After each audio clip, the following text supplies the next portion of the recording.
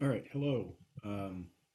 This is going to be the makeup lecture for endocrine and hematologic emergencies. We also need to cover GU still, but in interest of being able to reuse this one in particular because it's a whole unit again in the future, I'm going to break those out into two separate videos and I'll put them both up on the Learn page. So if you're seeing this one first, there is also that other video, and those two videos together will cover what we would have done on Monday. Awesome. Okay. Let's switch over to the screen view. So endocrine and hematologic emergencies. Um, I will there we go. Get to the agenda, but really you can see right on here the main things that we're going to talk about when it comes to endocrine and hematologic emergencies, or endocrine emergencies, I guess, to start with, is diabetes. I'm not trying to discount the fact that there are a lot of other endocrine disorders out there, but especially if if somebody's seeing this video that isn't in this spring class that I originally made it for, uh, remember that the presentations are a complement to your textbook, not a replacement for the textbook. So here we're mostly going to focus on diabetes, but your textbook does make some good mentions of things like hyper and hypothyroidism, which are also endocrine disorders. There's various gonadal endocrine disorders. So this is a complement to the textbook, and I try to hit the most high yield material. We do have a little bit more time here than we would have in class with this being a post recorded lecture, but I still want to try and keep it in a reasonable time frame. So starting off with the endocrine system, broad net wise, the endocrine system, like we talked about during A and P, are like these little glands that attach themselves onto our other systems, and send out hormones to other parts of our body, particularly the brain, or they might be stimulated by the brain to send a hormone to their attached organ. Um, but they're not like the abdominal system or the GI where they're all together, or neuro, which is relatively bundled together, um, or cardiovascular, lungs, things like that. These are very split up into the separate systems so that they can be the messengers for each of those systems. So, taking a look at a few of them on here, the pituitary gland, we often call the master gland. It does a lot of the hormone secretion for the whole body. It also is sort of um, this is a weird analogy, but when we talk about English, just to try and be able to maybe connect with some particular people that find this interesting, when we talk about English, we talk about how an adjective describes a noun, but then an adverb can describe a verb, or it can describe itself. So here with the pituitary gland, it releases some of its own hormones, but it also can release hormones to go to other endocrine glands to then secrete more hormones to actually get a job done. That's why we call that pituitary gland our master gland. The parathyroid and thyroid glands both sit up here in the neck. Um, and then down the adrenal glands, we don't talk about too directly in this course, but obviously we've mentioned briefly that they produce epinephrine and norepinephrine and other catecholamines that sort of support that fight or flight response. The pancreas is the main one that we'll focus on today, and it does insulin and glucagon, are its big chief folks. And then the ovaries for our female gonadal organs, and the testes for the male gonadal endocrine organs. So jumping right into the pancreas, like I said, our most important one. This is an analogy that I think your textbook uses as well, but can be very useful at understanding insulin's job. When we eat food. We've talked a little bit about this anatomy in the GI section. We eat food, it gets down into our small intestine. It's transported by veins that come off our small intestine to the liver, and the liver takes whatever form these sugars come in and turns them into glucose. Glucose is that base sugar that our body wants to have. And then the liver releases that back out into the bloodstream. Well, once glucose is in the bloodstream, it's too large and complex to just float its way into the cells. So when we talk about in cell and molecular biology is how big things need keys that let them into cells, or they need to be pumped into cells.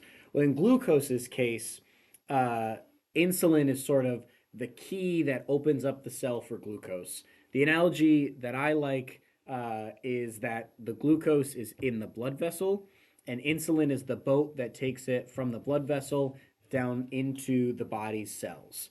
And the reason I like this a little bit better than the key analogy is when we talk about pathologies of the pancreas, if there are no boats for glucose to get on to transfer across, see if I can get a laser pointer, um, to travel across this capillary barrier right here, if there's no boats to take them across, then the glucose will just continue to build up here in the bloodstream.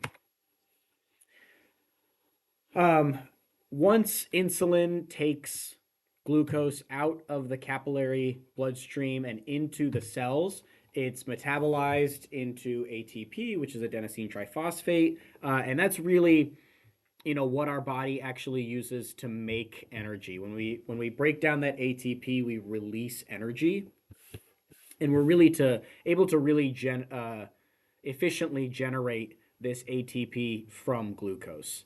And the main thing that we'll notice here, obviously this is going to be a discussion about our hypo and hyperglycemic patients. Our brain needs this glucose to successfully continue functioning. Our brain needs to have glucose for us to maintain that mental status, which is why when we get more into the diagnosis of hypo and hyperglycemia, both of those cases are going to present with altered mental status. So, as our glucose levels go up in the body, I'll turn the laser pointer off now. As our glucose levels go up in the body, the pancreas secretes insulin into our bloodstream to help bring that glucose across into the cells and be turned into ATP, etc. If glucose does not make it into the cells when the levels of glucose get low in our blood, uh, that is how our body starts to signal to ourselves that it's time to eat again. Um, if we do not eat again quickly, I'll jump ahead here for a second. Our body will release glucagon. The pancreas also will release glucagon, and it will go break down the storage of this old glucose into glucose once again, and that will come out into our bloodstream, and we can, continue to sustain ourselves without constantly being eating. We can have a certain period of hunger. Um, and this cycle, just like I mentioned in class tonight, as this is being uh, recorded, um, in the healthy person who, does not have any kind of pancreatic disease, does not have type 1 or type 2 diabetes or any of these other, less common types of diabetes that we'll touch on briefly, our blood glucose is pretty well regulated, with the low end being somewhere from 60 to 80, and we'll get more specific on this in a minute, with the high end being, somewhere that's like 120 to 150. A healthy adult, our pancreas knows what to do and monitors closely what is going on so that we can maintain our blood glucose in this relatively narrow range. And when we can't do that, let's talk a little bit about it. Diabetes is a malfunction of the pancreas. I will mention briefly later two of our sort of stranger types of diabetes that are less so a malfunction of the pancreas and come from these stranger, more outlandish areas. But for the topic that we generally are going to test at the EMT level, diabetes can be thought of as a malfunction of the pancreas. So diabetes is a failure to either release insulin or to release glucagon. One of these two things, sometimes both. When we don't have insulin, our cells still go without glucose, even though we have glucose inside our body. because there's no boats that are able to take them across that capillary membrane into the cell. And then on the flip side, when we don't have glucagon, as blood sugar goes down, we don't have a backup way to access that stored sugar. And our liver is constantly setting some of this glucose that it gets aside for later. But if we don't have glucagon to come in and break that glycogen down, then when we start to get low, once again, our cells go without sugar.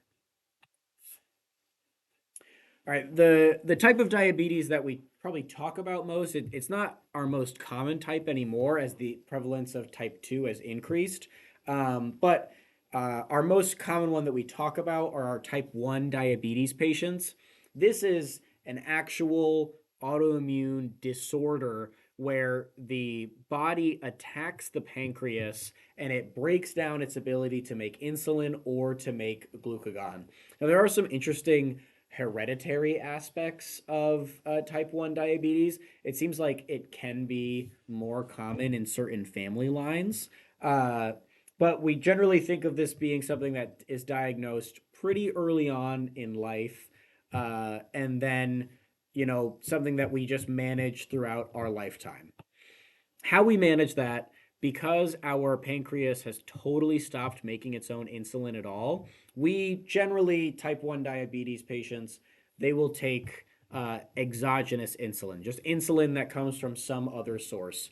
You know, we'll talk about type 2 diabetes in a second, but generally, most of our type 2 diabetes patients, we try and promote their pancreas to just make more insulin so that we're not giving them as much insulin. But with our type 1 diabetes patients, when the pancreas, has the immune system attacking it, that's not those drugs just aren't as effective, and we really just resort pretty quickly to just injections of outside insulin. Now, the danger with that, the thing that makes this treatment very dangerous and can be difficult to manage is our patients tend to take either one of two types of insulin or both. They will take short or long acting insulin. Now, as you get more experienced, you'll see that there are other special names for those, but for the terms of this class, I want you to just focus on the idea of a short acting insulin and a long acting insulin. Often, our long acting insulin patients will inject once a day or every morning and every evening a larger number of units of a slower acting insulin. And then they just try and maintain a relatively steady diet throughout the rest of the day. Our patients that take short acting insulin or a combination of long and short acting insulin need to generally calculate how many units they're going to give themselves based on some kind of scale. A lot of times we'll see this written on someone's med list as sliding scale insulin. And they use how much they ate to try and judge how much insulin they need to give themselves. But it's not always an exact science. And for our folks that take long acting insulin, if they have a day where they don't eat nearly as much as normal, that long acting insulin can cause a hypoglycemic event. With our folks that take short acting insulin, if they miscalculate or misadminister, we can have the same thing. We can have hypoglycemic events, we can have hyperglycemic events because we're trying to, calculate something based on how much food we tend to eat or just did eat. In place of our body that really wants to do this naturally by just sensing the constant levels of glucose within our blood. So, a lot of risks that come along with this exogenous insulin. One of the things that I feel like I've seen relatively often when it comes to like excessive insulin administration is patients that use insulin pumps, particularly older patients that use insulin pumps that have a hard time reading the screen and interacting with the keyboard. I've seen a handful of times that the number of units they administered themselves was much higher than they expected, and that caused them to go into this profound hypoglycemic state. Type 2 diabetes. I don't know why my presenter preview thing isn't working, but either way. Type 2 diabetes is a cellular resistance to insulin. So Insulin is still present. The pancreas can still secrete some insulin, but think of it as that glucose gets on the insulin boat, it arrives at the cell, and the cell says, guys, we've had like 50 insulin boat deliveries already today. We don't want you here. And they turn around and they send them back away. Obviously, it's not exactly like that physiologically. They also aren't boats. Um, but it's a good analogy to try and link things up. So most of our research into type 2 diabetes, which has slowly become more prevalent, shows that there is a lot of genetic predisposition that happens, and then there are some lifestyle choices that can help push us in one direction or the other. It's not purely lifestyle based. It's not just that somebody eats a lot of sugar for a long time and therefore they're a type 2 diabetic. There are some genetic predispositions to it, but lifestyle has an impact on it. And one of the things that we've learned is that lifestyle changes can make a big difference to type 2 diabetes patients, where some can manage their diabetes purely with lifestyle changes without needing these other medications. But in those that do take medications, some still use exogenous insulin. Obviously, it's a little bit of an older method. It used to be that that was our way that we treated diabetes. Now we have people that take meds that can promote insulin production, or instead of putting more insulin into the blood, they can take meds that decrease the cell's resistance to that insulin. So the cell stops turning as many of those boats away when they arrive, and that can help manage um, our sugar levels without needing to just take actual outside insulin. Keep in mind once again that our type 2 diabetes patients that take exogenous insulin are at a very high risk for hypoglycemic events, just like our type 1 diabetic patients are. Okay, so getting a little bit into the emergency side of this. So, our normal ranges for blood sugar, I put on here what the New York numbers are. There's also some other numbers here in the picture. I'll talk about each of them here in a minute. Our low end for glucose in a healthy adult, lowest that it'll really ever get is somewhere in the 60 to 80 range.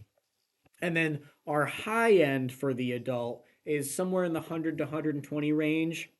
You certainly can have someone that just ate that'll spike a little bit above that, even if they are pretty healthy, and that's not something that we get too concerned about. Um, Specifically for your New York State protocols, anything above 100 is considered hyperglycemic, and anything below 60 is considered hypoglycemic. Over here in this picture, this is, I believe, from right from your textbook, and this is our national standard. So normal is 80 to 120 instead of 60 to 100, a little shift there. Hypoglycemia is considered anything under 80. Hyperglycemia is anything over 120 at that national standard. Part of the reason that I included this is because I like that they point out these other things as well. So above, they say 400 here. I would say, 350 to 450 would be a better average range to give. 350 to 450 for blood sugar, we start to see dangerously high blood sugar, where it can really cause harm, and we'll talk about that in a second. In that 120 to 300 or 350 range, that high end where they're above our normal, but especially if we have a history, particularly of type 2 diabetes, um, that might be the day to day for them. A lot of times you can ask patients where their doctor likes them to sit for their blood sugar, or if they take their sugar at home, what they normally, how they normally hang around. Um, and if they normally hang around the mid 200s and they're in the mid 200s right now, they're probably just fine in the mid 200s. It's really on the high end when we get up to the very high numbers that we start to see a lot of danger. The opposite on the low end, so we have patients in that 60 to 80 range. some of those patients can already be showing some signs of hypoglycemic events. We'll talk what those signs and symptoms are here in a second. But in that 60 to 80 range, we can already be showing signs. And then you can see here in the picture, it calls below 50 a hypoglycemic crisis. 60 to 80, we can already be showing some of those early signs of hypoglycemia. And, I've never had a patient under 40 or 45 that was conscious. So the low end is emergent very quickly. The high end, we really don't have to worry about being emergent with it until we're starting to have symptoms of what's going on. Okay, hyperglycemia, the high end here, and the a little bit more complex end to discuss. New York State number says anything over 100. I put this note in here. The body needs time to respond to glucose levels. So, like I just said, if we're a healthy adult, no history of diabetes, and we're in the 140, 150 range right after eating, I'm not field diagnosing you, with new onset diabetes. And like I just said, some of our diabetic patients can be hyperglycemic, textbook wise, hyperglycemic all the time. Asymptomatic hyperglycemia, we don't really bother with in EMS. It's hard to tell if it's a problem if they're completely asymptomatic of it. And we'll talk partially in a second here when we break down the different types of hyperglycemic emergencies, a little bit about why that is. Symptomatic hyperglycemia usually presents something along the lines of severe thirst, a lot of urination. We'll start to get into altered mental status the higher that we, climb up this tree. And then hot, dry skin. I want you to pause for yourself while you're watching this video and think for a minute where this severe thirst and hot, dry skin are coming into this and why that might go right along with excessive urination. Okay, I hope you, stopped and thought about that for a second.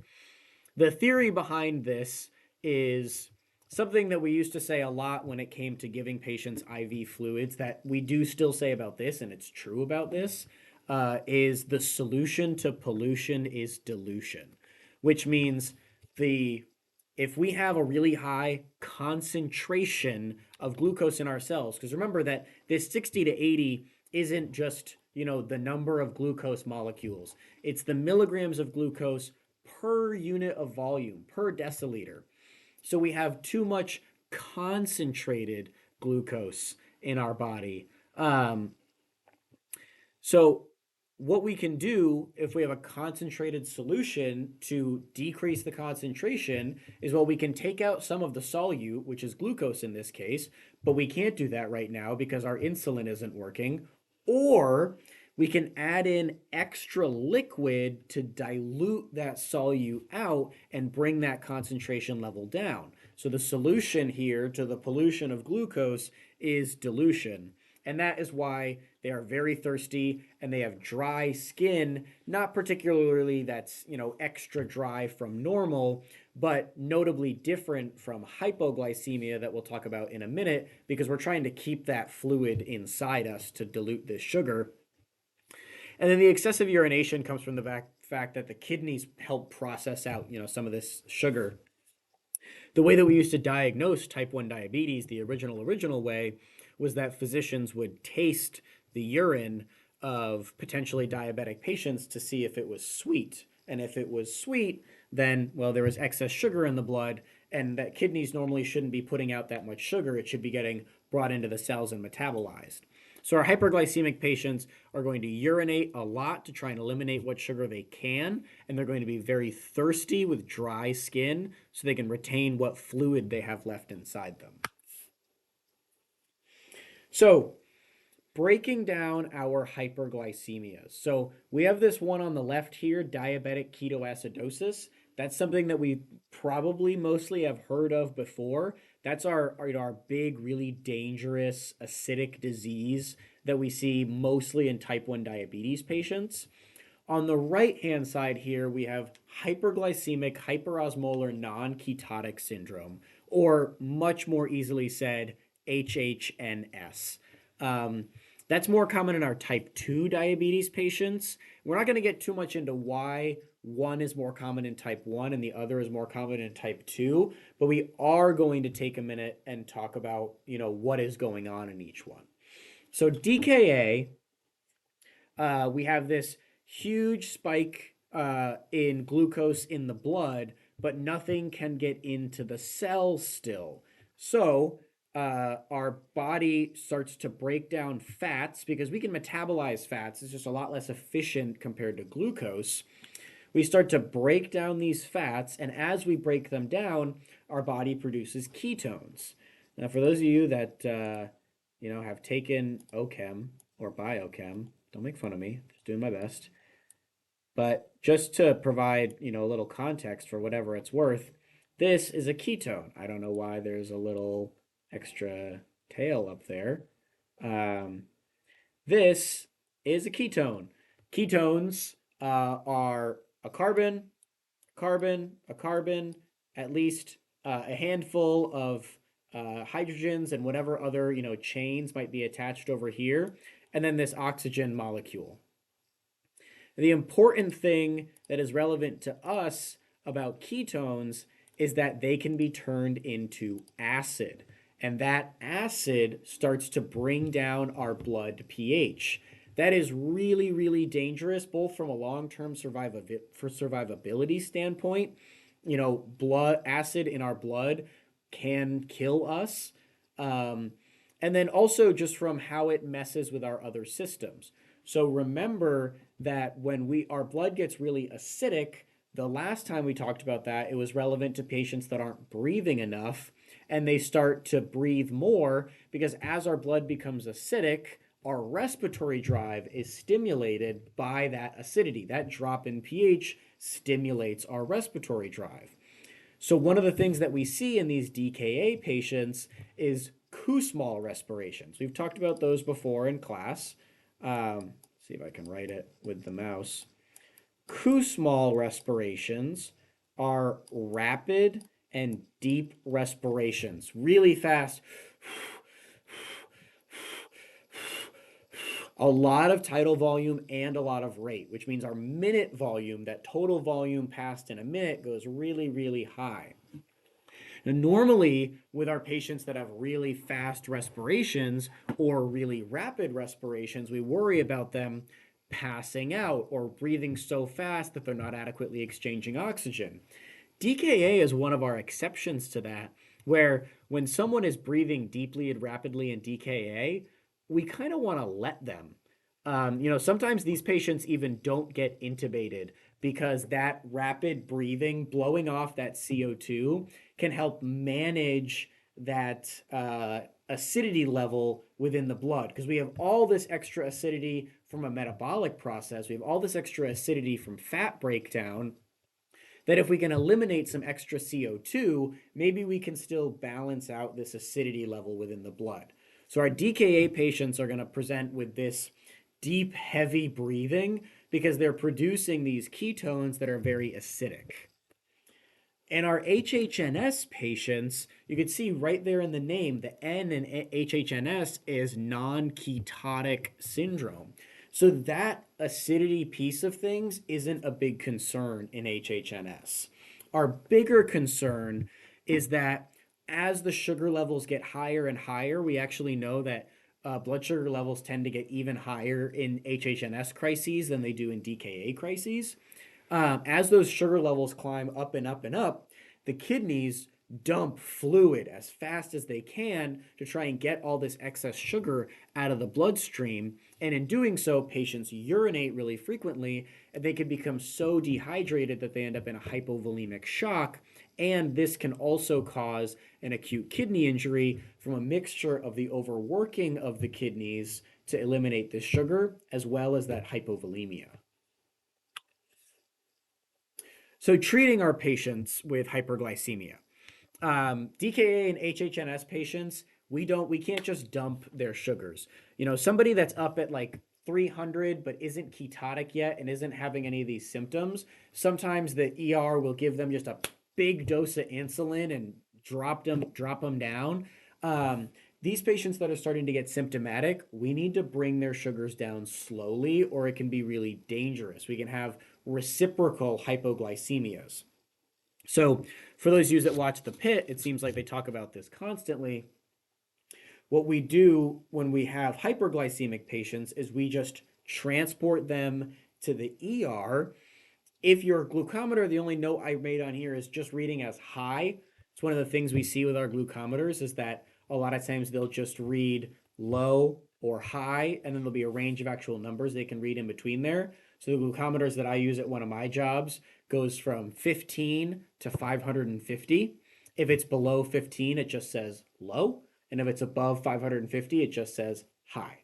So when we're at that really high level, it it's best if we can transport them somewhere that has an ICU. They're going to need to be brought down so slowly over so much time, and there's so many other ions that insulin relates to, particularly potassium, that usually these patients are going to get admitted to the ICU for their safety as we bring them down.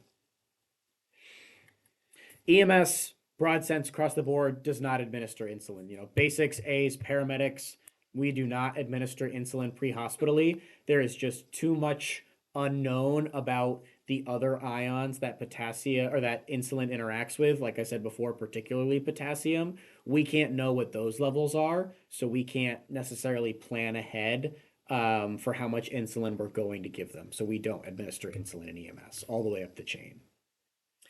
Hypoglycemia. Okay, so a lot of these symptoms end up being the same here because our main core problem is that we aren't getting sugar into the cells.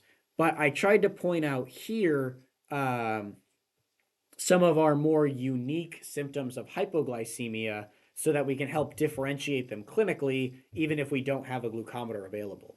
So, hyperglycemia, I'm not sure if I put this on the previous slide. Uh, no, I didn't. So hyperglycemia tends to present very slowly. We build these sugars up over a series of days. Hypoglycemia is most often a result of excess insulin administration or a really long period of not eating in a type 1 diabetic patient.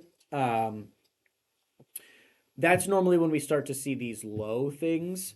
Most commonly, it's an error with insulin administration, and the onset tends to be much quicker than with our hyperglycemia patients. You know, this can be a minutes to hours situation, whereas our hyperglycemia patients are usually days.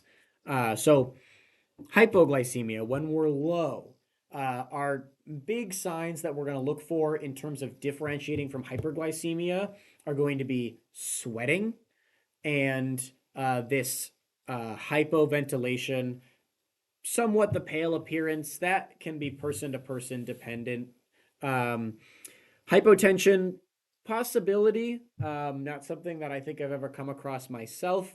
Uh, Diaphoresis is usually our big descriptor that they like to give in test questions. So when it comes to your test questions, keep in mind that when you're asked to evaluate a patient and you're not given an actual blood sugar reading, diaphoresis is our really common way that we separate those patients out from our hyperglycemic patients because our symptomatically hyperglycemic patients traditionally are going to have that very dry skin with those small respirations. Sorry, I just had to plug my phone in.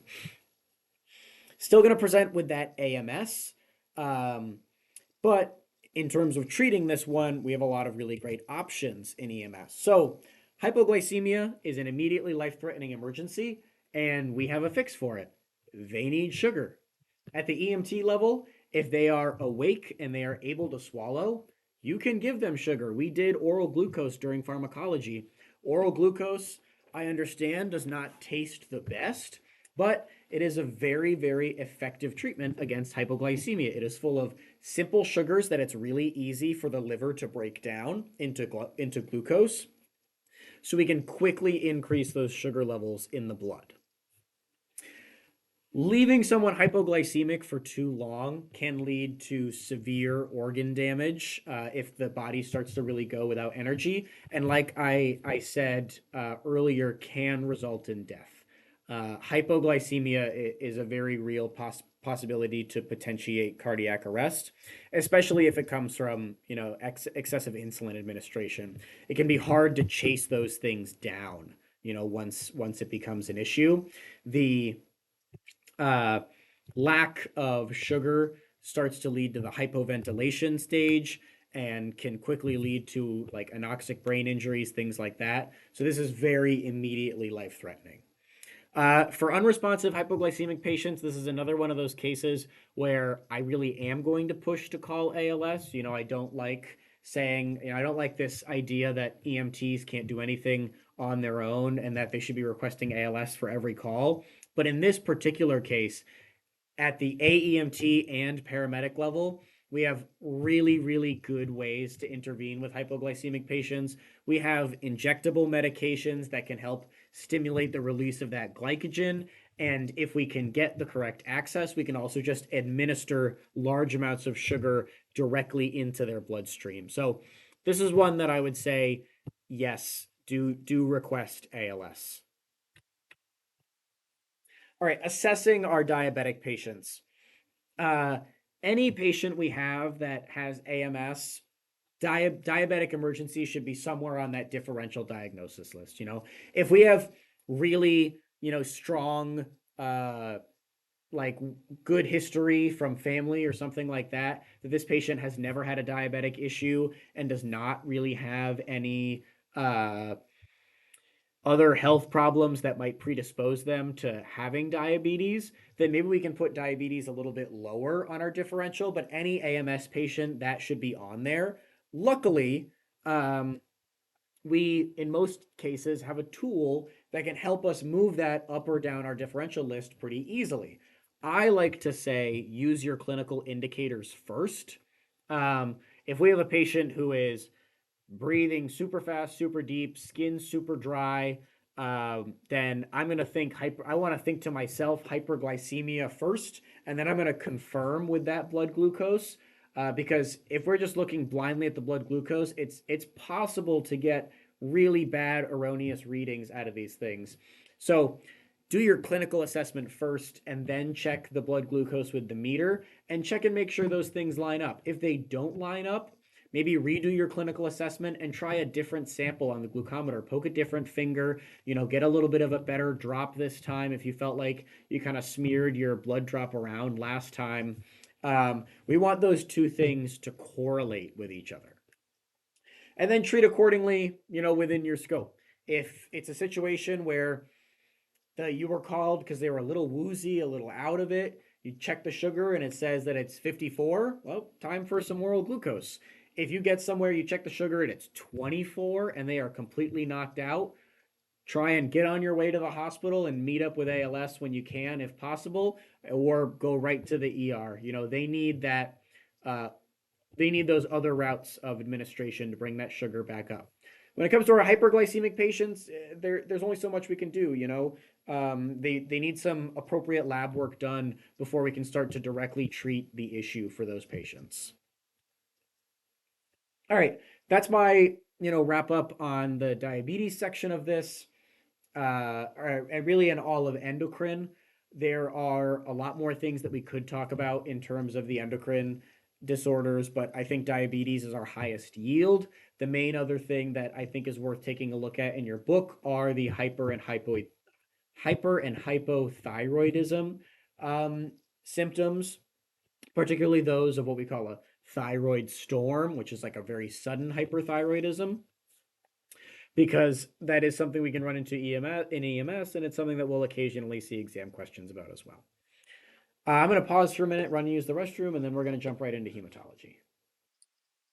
All right, we're back. Hematology.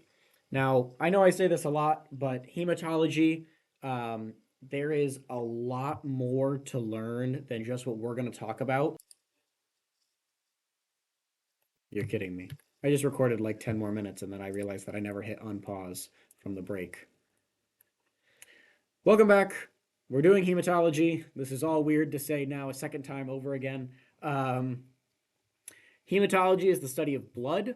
Blood obviously is very important. Normally in class, this is a teach back, but I have some slides about it. I want to reiterate here as we talk about, as we look at all of these things in general, trying to break down hematology into just what are the components of blood and then these five diseases is a big disservice to what hematology is. Take the time when you guys get out there in the world as EMTs to do continuing education on these more niche topics that we don't have as much time to spend on in class. Um, but there's a lot of interesting things to learn in hematology. This is just what we're going to focus on. All right, A and P, four components of blood: red cells, white cells, platelets, and plasma. Our red cells are also sometimes called erythrocytes. ERYTH is our prefix. That means it means red. We've talked before about erythema, which is like flushing of the skin. Um, our white blood cells are also sometimes called leukocytes. That's the same thing. That leuko prefix means white. So if you see those words somewhere, worth vocab worth knowing. Red blood cells, obviously, super important because they transport oxygen. They have that little hemoglobin protein on them that can grab onto the oxygen, bring it from the alveoli down to our cells. Um, we need to have those to transport that oxygen around so that we can continue to do our efficient aerobic metabolism. Our white blood cells, these collect our dead cells inside the body, and they also are our infection control experts. They go around, they help recognize, the infectious viruses or bacteria, anything like that, and they can start that response, to have a response of our immune system so that we can kill those cells, collect them all up, and properly excrete them. Platelets, we've talked about a bunch of times in the past. Little discs, very sticky. When something bursts, when there's blood going somewhere that it shouldn't, our platelets come in and they help block it off. Our platelets are that first step in the clotting process, and they help form a plug until our more advanced clotting mechanisms can take place. And then plasma is the, mostly water juice that carries all these things around. And it also contains all of our electrolytes, all of our glucose, anything like fat that's in circulation, again, and all these other parts of our proteins, things that we need to transport around. Urea before we excrete it through our kidneys, number one organ. Breaking a little bit into the physiology, sickle cell disease. Sickle cell is genetic, and it is most prevalent in African populations. That's just where a big genetic base for it is, so it continues to trickle down from there. Sickle cell is a malformation of our red blood cells where they cannot effectively carry oxygen. So this leads us into two issues. One is, well, if a huge chunk of our red blood cells aren't transporting oxygen, then we're transporting less oxygen. That's not good. And the other one that is illustrated a little bit better on this slide is that because of the sickle shape of our sickle cells, they're really prone to forming clots. They can stick together in these weird shapes, or because they're these weird shapes, they can bunch up and cause these extra clots. These clots are really painful and they're also really dangerous. All of our major forms of ischemic disease are increased, our risk is increased by having sickle cell. So more DVTs, more PEs, more strokes, more heart attacks, all of these we're at higher risk for if we have sickle cell because we have this higher instance of them bunching up and forming blockages. Hemophilia. Hemophilia is a inherited condition and affects the blood's ability to clot. Um, there are several different types of hemophilia, like how you can get hemophilia or exactly why your blood doesn't clot, what clotting factors are affected, but they all break down to the same main idea that our blood does not clot effectively, which means small cuts can lead to big hemorrhage. Think about the concern we normally have for our patients that take blood thinners when they might have a small injury, they can bleed a lot. This is the same thing with our hemophilia patients, but our hemophilia patients can't, not take blood thinners. This is just part of their genetic process. Usually, our patients know if they're hemophiliacs. It's something that gets diagnosed after an event of severe bleeding. We draw their labs and we find out, whoa, this particular thing is way messed up. And a lot of times, they'll carry emergency medication to help themselves clot. Sometimes, I don't think I have a slide here. Let me just double check.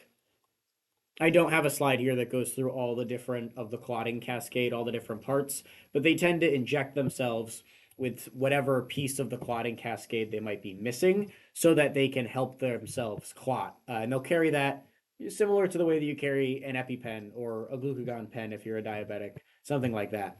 And they can self-administer that, or a family member can administer it. Depending on what the medication is, generally EMS cannot administer these. But in terms of controlling their hemorrhage, we're going to control their hemorrhage the way we control anyone else's hemorrhage. We're going to do direct pressure. If direct pressure doesn't work, we're going to do extra direct pressure, and if that doesn't work, then we're going to do a tourniquet. And that's going to be the same situation if they just don't happen to have this medication prescribed to them, or they don't happen to have it on them. All right, on the flip side of hemophilia is our thrombophilia. Once again, this can come in several different forms, but basically the blood just really wants to clot all the time. Uh, this is not something that is just caused by one thing, like hemophilia is genetic, and there are a few different types. Thrombophilia can come from a bunch of things. It can also be genetically inherited. There's also medications that can just make us more prone to clotting. The big, well talked about one. It's deserved to be talked about, but the big one we've been talking about a lot is our exogenous estrogen hormones. Taking those can help promote more clot formations. They can put us into a drug-induced thrombophilia. So a lot of different ways that we can get thrombophilia, but the basic idea of all of them is the same, and that's that we're at increased risk for clotting. What does that clotting look like? Well, all of our normal clotting disease, increased risk of DVT, increased risk of PE, increased risk of MI, increased risk of stroke. The major ones that we tend to think of, and we won't get too much more into this in this course about red clots versus white clots and the different ways that clots form, but most often our big concern with these patients are DVTs and PEs.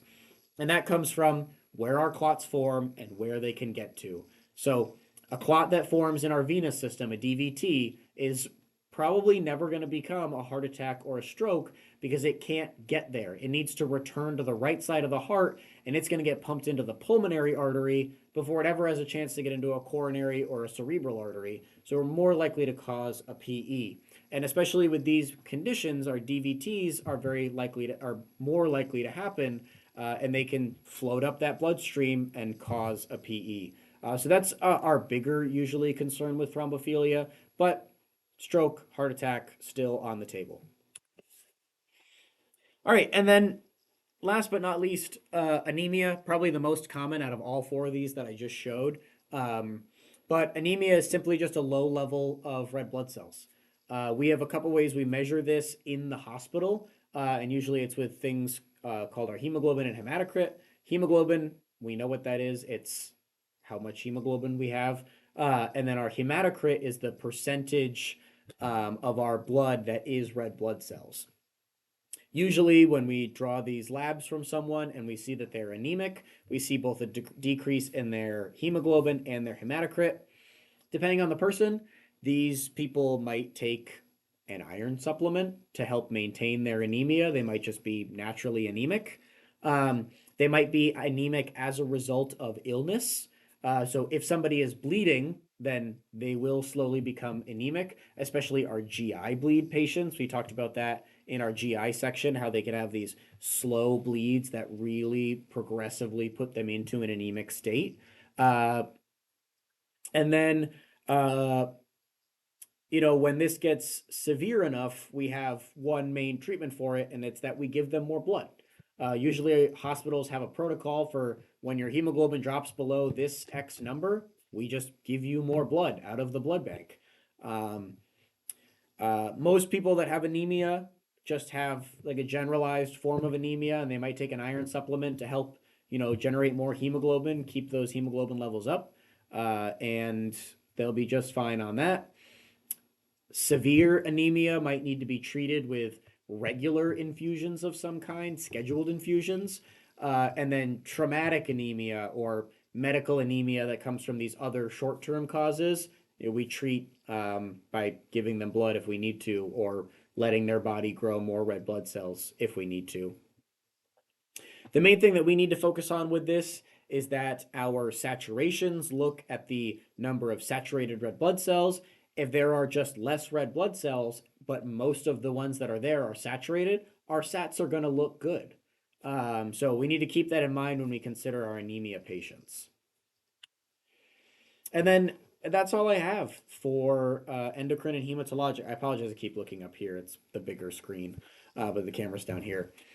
That's all I have for endocrine and hematologic emergencies. Relatively short chapter. Looks like I got this thing out in under an hour. Like I said in class, diabetes is our big focus for endocrine, but look out for thyroid stuff as well. Look out for the gonadal endocrine disorders. Look out for some of the more, less common pituitary and pineal disorders. But the main ones that we talk about in class are going to be, our type 1 and our type 2 diabetic patients. And then when it comes to the hematologic system, there's a lot to it. There's so much that goes on in blood. We took sort of a broad overview standpoint, but we hit most of the stuff that, you need to know for that day-to-day EMT life. And like I said, I hope that you guys go out into the world when you become EMTs and you do continuing ed to continue to improve your skills at all these different topics, but especially the less common, sometimes considered lower yield topics like hematologic disorders. So, hopefully, this goes up on the YouTube tonight. I'm going to try and upload it right now, but sometimes it can be kind of slow and I need to get going. And I will see you all in class on Monday. Send me an email if you have any questions or anything like that.